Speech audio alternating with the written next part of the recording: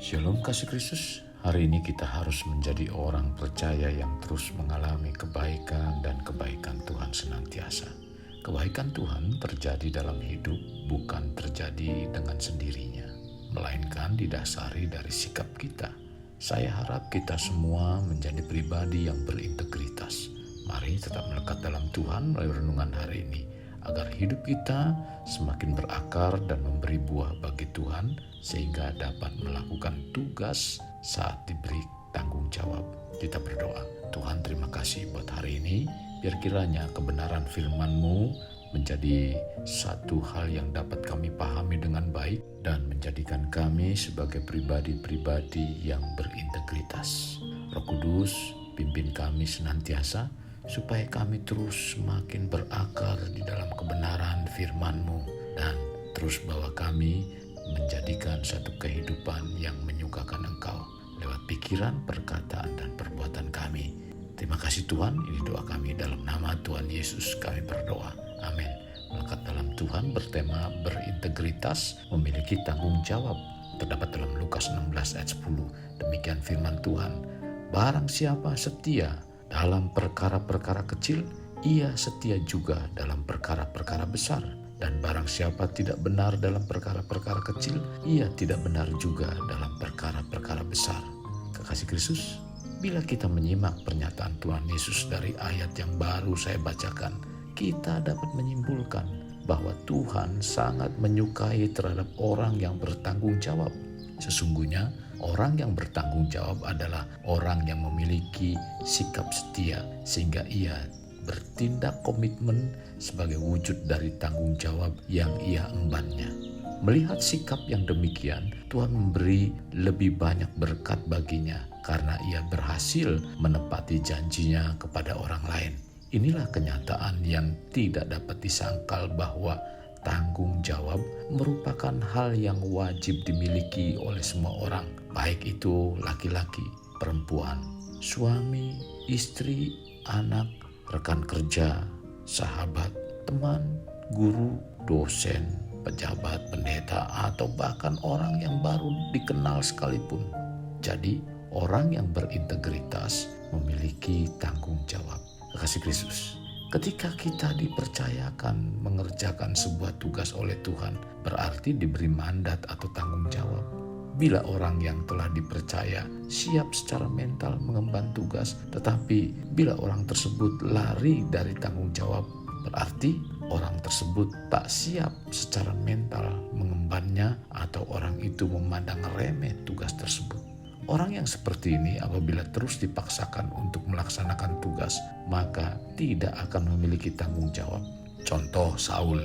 Saat segenap umat Israel berkumpul memilih seseorang raja dengan membuang undi, Samuel justru menyuruh segala suku Israel tampil ke muka, maka didapati suku Benyamin.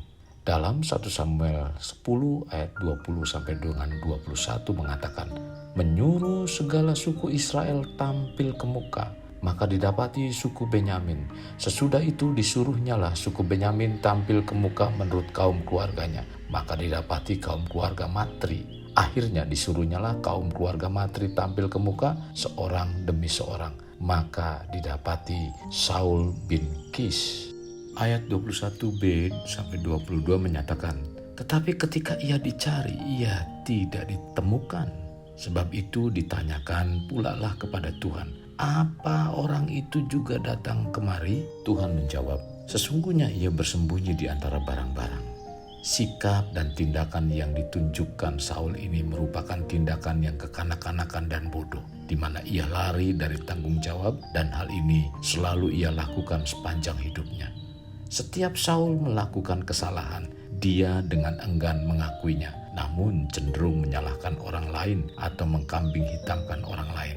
Apakah kehidupan yang tidak berintegritas dengan tidak memiliki tanggung jawab juga ada pada kekasih Kristus? Hidup yang selalu beralasan, tidak memiliki komitmen, hidup tidak jujur atau enggan mengakui kesalahan, lari dari tanggung jawab. Mari sekarang kita harus menyadari memang setiap manusia tidak ada yang sempurna. Tetapi jadilah pribadi-pribadi yang mau diproses agar kita menjadi pribadi berintegritas. Kekasih Kristus, sesungguhnya Tuhan memanggil kita bukan untuk menjadi pekerja atau hamba yang hanya melakukan pekerjaannya, tetapi Tuhan menjadikan kita bekerja sama dengan Dia. Dalam 1 Korintus 3 ayat 9a mengatakan, karena kami adalah kawan sekerja Allah. Tuhan memiliki kuasa untuk mengerjakan segala sesuatu. Namun ada hal-hal tertentu di mana Dia ingin agar kita menjadi partnernya. Karena kita diciptakannya untuk sebuah misi. Tuhan ingin kita bekerja sama dengan Dia. Tugas yang Tuhan jalankan semasa di bumi sekarang menjadi tugas dan tanggung jawab kita. Sebab kita adalah tubuh Kristus. Dia telah memilih kita sebagai kawan kerjanya dan memilih untuk mengambil bagian dalam memenuhi tujuan serta rencananya. Meski demikian, Tuhan tak akan pernah memaksa kita. Pilihan tetap ada di tangan kita, mau atau tidak. Jadi, murid Kristus yang berintegritas adalah murid yang memiliki tanggung jawab dan menyelesaikan perintahnya dengan tuntas. Dalam Matius 25 ayat 21 mengatakan, baik sekali perbuatanmu itu, hai hambaku yang baik dan setia. Engkau telah setia dalam perkara kecil, aku akan memberikan kepadamu tanggung jawab dalam perkara yang besar. Masuklah dan turutlah dalam kebahagiaan Tuhanmu.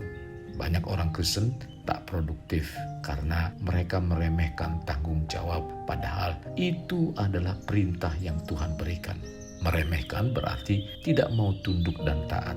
Hal itu sama saja menolak bekerja sama dengan Tuhan karena kemalasan dan ketidaktaatannya. Akibatnya, mereka akan tetap menjadi orang Kristen yang tak akan berbuah dan kerdil.